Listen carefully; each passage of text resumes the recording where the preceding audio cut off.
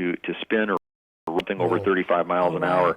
And so, again, the pit maneuver is supposed to be a controlled, contact of the rear quarter panel of the vehicle, and then you accelerate through, spinning the vehicle around at higher speeds. Or if you have trucks or SUVs or different kind of vehicles, it gets a little bit more dangerous. And then in a pit maneuver, when you do it, let's say under 35 miles an hour, then you do the pit, the car spins. How close is the police vehicle usually? Or do they try to back away, or do they try to come even closer? Christine, you wouldn't believe how beautiful it works. I mean, really? I've done a few of them in training. I've never actually done one on the freeway in a real life situation, but it's beautiful. I mean, right up on the quarter panel, turn the wheel right into the vehicle and accelerate. They spin out. Your vehicle continues out of the kill zone, and your backup vehicle then takes over the arrest situation. Okay, we're back by USC now, heading north, heading toward downtown LA. He headed south, got off on Manchester. This is a let's see, we're at 10:21 right now. This is a pursuit that started before we went on the air at 10 p.m. By the way, everybody, this is Jeff Michael along with Christine Devine in Fox 11 Studios, and Jim Holcomb, our police specialist, is on the phone as we take you through a high-speed pursuit on a Friday night. And he is now off the express lanes onto the main highway. So, Jim, you're talking about that pursuit. Now that he's back in with this extra traffic here, is that off the table, a pit maneuver? At this speed, yes, it is. Until he gets his speeds down, or he gets crammed up in some traffic or something like that, it's pretty much a follow him and just see what he does move. So you talk about the speeds, but what about the fact that there are now extra vehicles, extra innocent people? When you had that express lane situation, it was kind of wide open. There was room to maybe do that should the vehicle have been slow enough, under 35 miles per hour, to do a pit maneuver and not really affect other motorists. But now, different ballgame. Well, again, if the pit maneuver is performed properly, it really doesn't require a lot of room. I mean, if you'll notice, you should be able to do that within the width of 2 lanes. They don't spin all the way off the road if it's done correctly. It's a very good maneuver. You just have to have the right conditions. You have to be up close to the vehicle, and you got to seize that chance. And that's the trick in a pit maneuver. And then when that happens, from your experience, what kind of reactions have you seen from those driving the suspect vehicle? Well, I got to tell you, it's a departure from the way we were trained years and years ago, because what happens is that car turns around and it's pointed directly at the secondary unit in that pursuit. That puts that secondary officer in the kill zone. He's right in front of the suspect. You don't want that. That's the worst possible thing you can do. But that moment of confusion gives you time to get out of that car and then deploy on him and get a position of advantage. And a lot of times the vehicle will actually stop, because the transmission, when you spin them around, the transmission actually kind of winds up going a little bit in reverse, if you will, and a lot of times the ignition will shut off. So that's another added factor to a pit maneuver right there. And then when you're coordinating a pit maneuver, is it actual coordination? Are you talking with the other units saying, okay, get ready, I'm going to try to do this, so that secondary vehicle is on standby? Or is the secondary vehicle just kind of always ready for that, so if it does happen, they know what they've got to do? No, it's all coordinated. The incident commander, the supervisor that's in that pursuit, will give them the green light to effect a pit maneuver. Then that first car, when they have the opportunity, they'll do it. Now, one of the things that you need is you have to have a pit trained officer in that vehicle, which is why you see a lot of switching of vehicles, because some officers are not trained, or they're not current in the pit maneuver. You have to be trained on a regular basis to actually be able to do that maneuver effectively. We're heading right back up toward Dodger Stadium. This is I take this on the way home every night a little after this hour, and it always gets tight here. You see those cars on the right, they're all heading toward Hollywood, so they're going to take the 101 north, but it's still, that Gore Point really kind of clams up. He still has a choice whether he wants to get on the 101, but it appears he's basically heading exactly back the way he came. 5 northbound. Right. And he came from the 134 to the 5 to the 110, and he has the opportunity to, basically take the car back. And I obviously don't mean that literally. It makes you wonder then why he got off at that one location in South LA and is now going back in this direction. I mean, look, this is Los Angeles. We probably know people in various parts of the city. That was my theory, who knows why the person is going in this direction.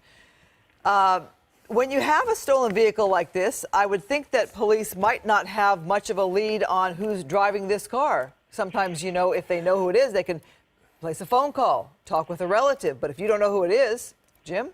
Yeah, it's very hard to say, and as Jeff pointed out, I find that very odd that he got off the freeway at that particular point, went down a very few number of side streets, and then jumped right back on the freeway heading northbound. That is very, very odd. Right. He got off at a specific off ramp, went to a specific neighborhood, looked around and didn't see something, and then kept going and got back on the freeway. And that's just too strange to be random.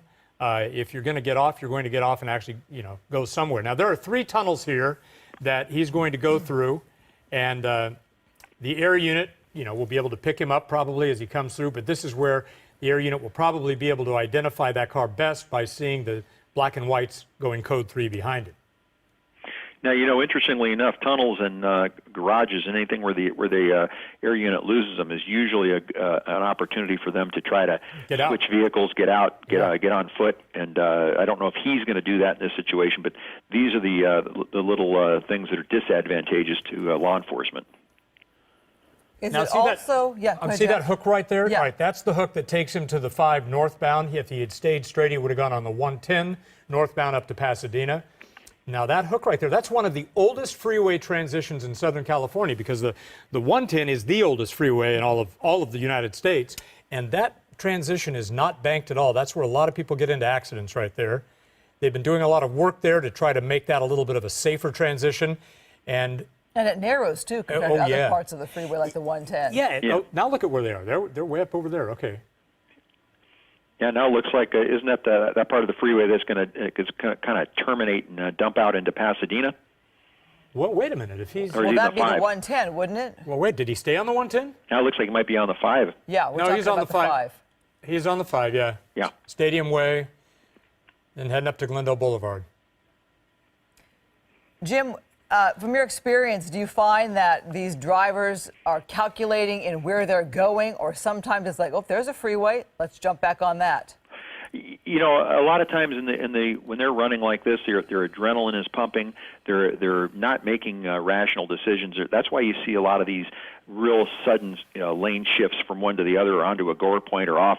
Their adrenaline's running. It affects their decision making. They're making bad decisions, and the more they run, the more tired they get, the more fatigue sets in, and they get very confused. It's a whole physiological thing that's going on with them when they're in these long pursuits like this.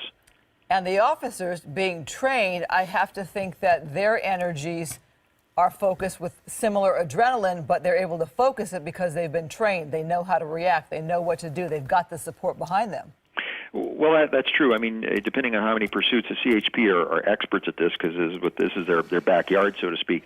But still, when you're pursuing a vehicle like this, the number one thing you're thinking about is getting involved in a traffic accident, because that is the biggest danger. The next thing is, how is this thing going to end? Is this guy going to come out with a gun? Is he going to just get on the ground? So you have to constantly be thinking about that. It's very stressful for the officers as well. How about that motorcycle right there that kind of got caught up in this for a second? That's really scary. How dangerous is that? Yeah. All right, in the number 1 lane, he's on the 5 northbound. He got off the 110. He has now passed the Dodger Stadium area. He's right. That's Glendale Boulevard right there, that historic bridge that goes over into Pasadena. Well, no, it actually, I'm sorry, it cuts down over to Los Feliz and Silver Lake. There's Los Feliz Boulevard, so he's going to be coming up on Griffith Park to your left and Atwater Village to your right. And he's just, as I said, he is just heading back south into or I should say north into the San Fernando Valley from whence he came. Maybe, who knows? Maybe he knows that area just as well as he knows South L.A. He was up in the valley for a reason to begin with. Yeah, now he almost looks like he might be heading right straight back. Yeah.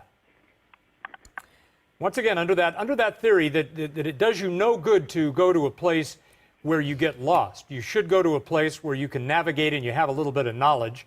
But as Christine pointed out, the adrenaline and the fear that is behind that wheel right now is unpredictable. So you'd have to kind of divide out his thought process to ask yourself, to what degree is he making sane decisions, and to what degree is he just scared and trying to save himself?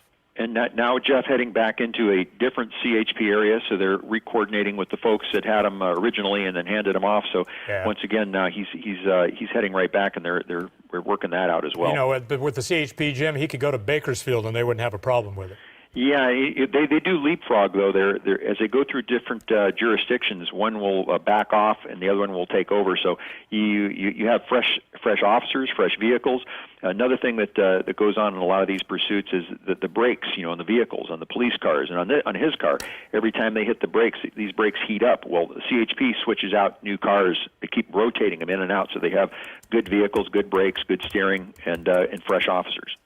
Our location now, passing the 134 into Burbank. You can see at times where the suspect vehicle actually picks up speed. Is he changing freeways here? It might be. Looks like he's taking a transition, yeah. Well, he could be taking the 134 there. That's certainly possible. Or, yeah, he is. He's going westbound 134, so he's going to go.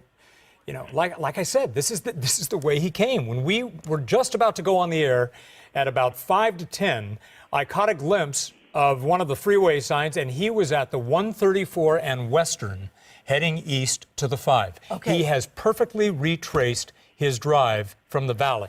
So it makes you wonder, is he going to eventually get off the freeway somewhere here along the 134? Or will he continue on west? Right to where the car was stolen. I think he's eastbound there on the 134, isn't he? He's westbound on the 134. Is he westbound? Well, that's what I've been told. Let me see if I'm wrong about that. It would have. Yeah, he's westbound. Okay.